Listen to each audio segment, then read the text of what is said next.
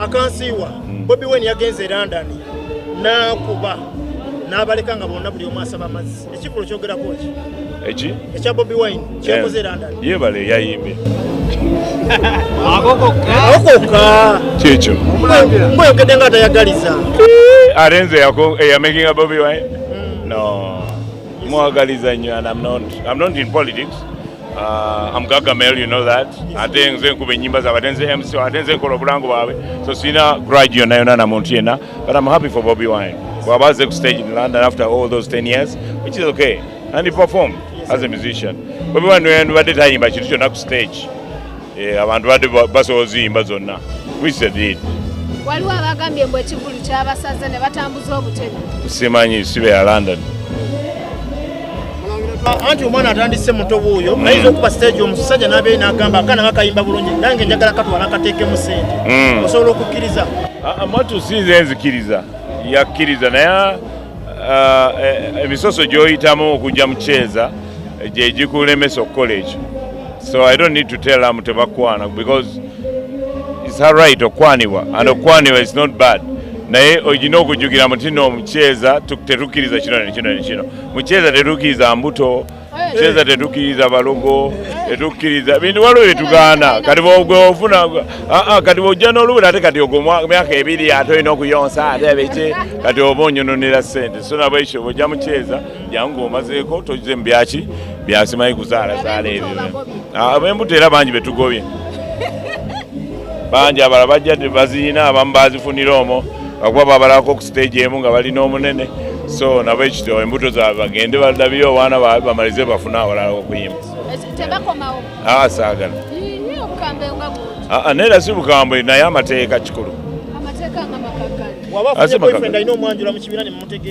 tumutegeera ekyo kiri fine ekyo kyabwe naye tetumuli mu lubuto era walufuna kati ndana kijjo musibirira wuuya maaso mwana muto sina gye musibira kuba bena mbimusibira buli ssaawa mugamba ono mugamba ne webeera kusejera obwedde amulaba ntunuulira mugamba toseka kikirwaki totola kubuwa ndi biki nina sayinzi zange ze nkola nyingi nnyo nengamba abiraba yabimanyanaga kati papa agamba bwati kati segera ogenda kulanga performinga bulungi bano be barema namakula bencha yes nakyo kisoboka naye ate rema no Vanessa mulala so you can never be her and she can never be you. You never know. Oyinayo kapyachi? Akapya kenina just nyina kaimba kange kapya nyo bakaita Fimo is the only brand new song I have right about now. So bambi mugende mukakebeleko. Check me out on my social media handles Vanessa Nance official. They are my usernames. Nayenga mwebale nnyo kumpagira nyongera okubategeeza nti I'm working with Cheza Production kuliwa Omulangira Ndaus. Yes. Which is okay.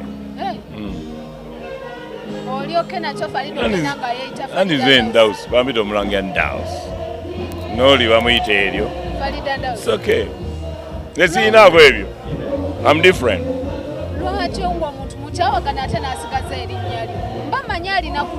Kati lwaki nwani erinnya? Come on, I'm above that. Yeah, it's okay. Nga tumaliriza. Minayo y'omu ku bayimbi bewagoba mu kibiina because Minayo tali under this. Ali under Fender Republic whereby I'm managing her. She's been doing her books. Mami wa mulemedeko amalize ebisomo. Emisomo yagimaliriza. Asoma bingi mama yagala ndo asome buli kimu ekyali ku nsi. Agamba nene ati kati ndiye about her respecting your mama ngamba okay first do that. But she's there. She's okay. She's naye tugenda kola under Fender Republic. Yes. Mwalimu nasoma mu Uganda wa fuluma. Abadde afulume. Abadde taliyo. Yes sir.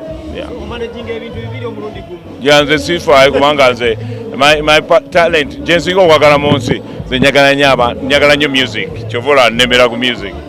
Gemanyi gange. Ate nkola nze sifa ntade mukyeza sene nyingi osimanyi najeziwa Katonda yazimpa.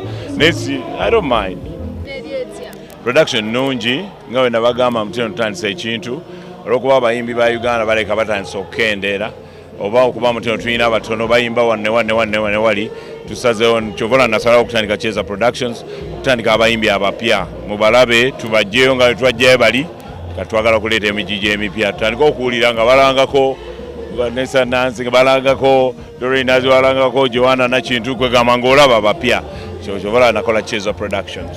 Production emterimu bayimbi bali eri nti gundi uno oba desire zinda yavude South Africa America nedda bayimbi batoboka. Bayimbi bato bapya bakola live music. They don't play CD.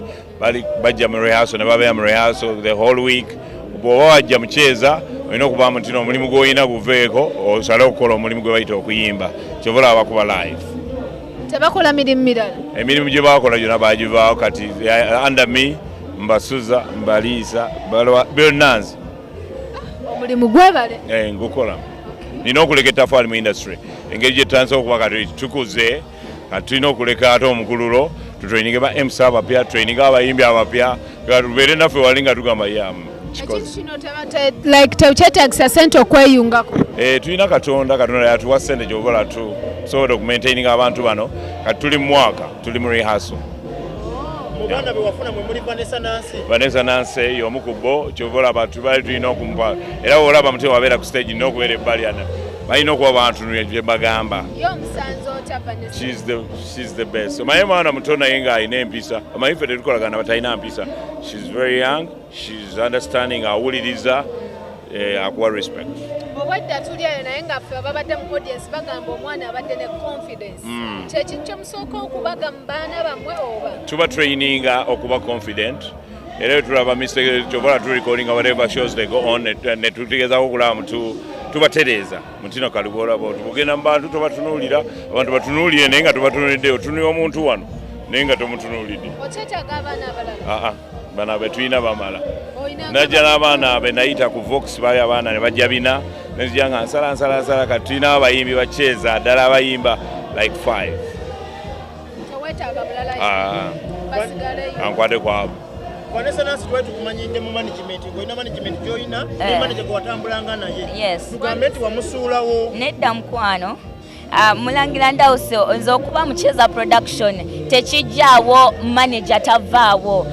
We still work in the same ekintu kisigala kyekimu naye nga for now tuli mu Chezo Production naye nga manager naye waali tutambula naye. Kitegeeza muli mu Chezo ne manager wo? Yes. Baba sayinga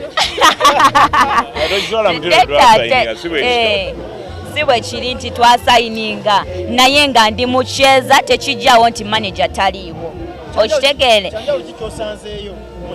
Nsanzeyo ebintu bingi nnyo. First of all ekisookera ddala ensobi zikkirizibwa naye okuluŋŋamizibwa kyekisinga obukulu. Omuntu ayagala okuyiga woba oyagala okuyiga awo Mulangira Ndawuse oba omulina. But if you don't want to learn temugenda kukwatagana kubanga mungawe mundabye nti mbadde nyimba they have recorded me era olunaddawo baŋŋambe nti wano tewakoze bulungi ate ate bw'okitwala obubi wali abayimbi nga tebagala kubagambako omanye okubye ennyo ate abantu tebakuwadde vibe so Omulangira Ndawuse akuteeka mu line what nti kino kyabadde right, this is how you have to do it. Confidence yabadde nnungi nnyo naye wano wakyabulamu.